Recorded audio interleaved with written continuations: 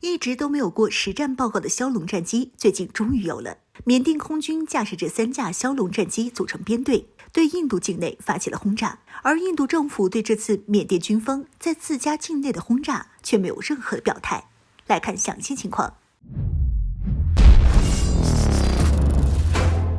Hello， 各位老铁，大家好，欢迎收看本期密财虎，我是虎妞。前段时间，记得印度传出的各类消息都在说，我国的枭龙战机质量太差，动不动的就出现一些故障，并且缅甸空军飞行员的水平差，很难操控这种现代化的战机。再加上这款战机航发来自于俄罗斯，现如今的俄罗斯受到西方国家的制裁影响，难以提供，所以现在缅甸空军的枭龙战机大部分都处于停飞状态。而从2018年缅甸军方采购16架枭龙战机起，到现在这批战机全部完成交付的4年间，这款战机一次实战都没参与过，把缅甸空军给坑惨了。对于这种消息，大家听听也就得了，无非是某些人看到我国的枭龙战机卖得这么火，自家光辉战机却无人问津而产生嫉妒了。枭龙战机要真这么不堪的话，缅甸空军也不会采购16架了。对于这种谣言，缅甸空军虽然没有说什么，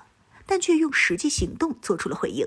除了让枭龙战机参与飞行表演之外，在近期更是首次参与了实战，并且这个实战还有点特殊，直接将枭龙战机开进了印度境内，对着印度境内的目标投放炸弹之后扬长而去，证明了枭龙战机到底行不行的同时，还让印度彻底闭上了嘴。在1月10日，印度米佐拉姆邦的印度边界遭到了一次空袭。据目击人的说法，是缅甸空军对这一地区的青邦维多利亚营地进行了袭击，因为这个营地里聚集了大量缅甸叛军。这次的袭击总共投放了4枚炸弹，而在第2天，缅甸空军再次对这一区域发起了空袭。按照青邦民族指挥官对外的说法，这一次发起袭击的依旧是枭龙战机，投放了至少5枚炸弹，导致7人死亡，20多人受伤。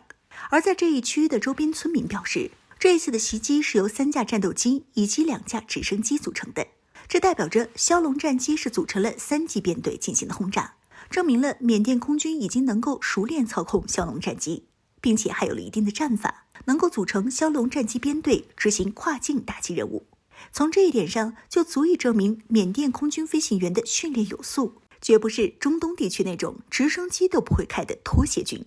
而这次缅甸空军动用枭龙战机对印度境内的缅甸叛军发起空袭，也算是枭龙战机在全球上的实战首秀了。在这之前，印巴爆发武装冲突的时候，印度空军被巴基斯坦击落一架米格21。对于是被巴基斯坦哪一款战机击落的，虽然很多人倾向于是枭龙，但是一直都没有得到官方承认，所以很多人都不认可，对枭龙的实战性能保持怀疑，一直都在犹豫要不要买。但现在可不一样了，这次缅甸空军出动枭龙战机发起空袭，算是一次真正意义上的实战，并且战果还挺不错的，己方没有任何损失。有人可能会感到奇怪，如果说缅甸空军是在自家境内发起轰炸也就罢了，为什么这次到印度境内发起轰炸，印度官方却一直保持沉默，没有任何的表态呢？这种在别国境内发起轰炸的行为已经等同于战争了。这就得说到这一位置的特殊性了。虽然这一区域属于印度，但是印度对这些在印缅边境处的缅甸叛军一直采取一种默许的支持态度，允许这些人在印度疆内修建自己的训练基地和据点。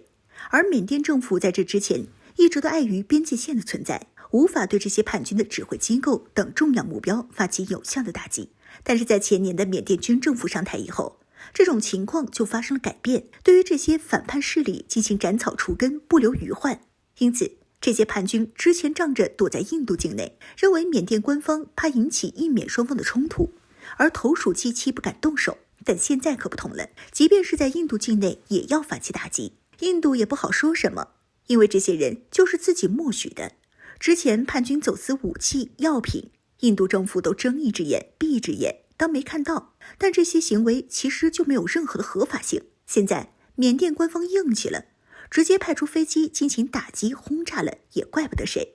如今缅甸军方用枭龙战机打出了自己的买家秀，相信这款战机会随着我国无人机在中东战场上的表现一样，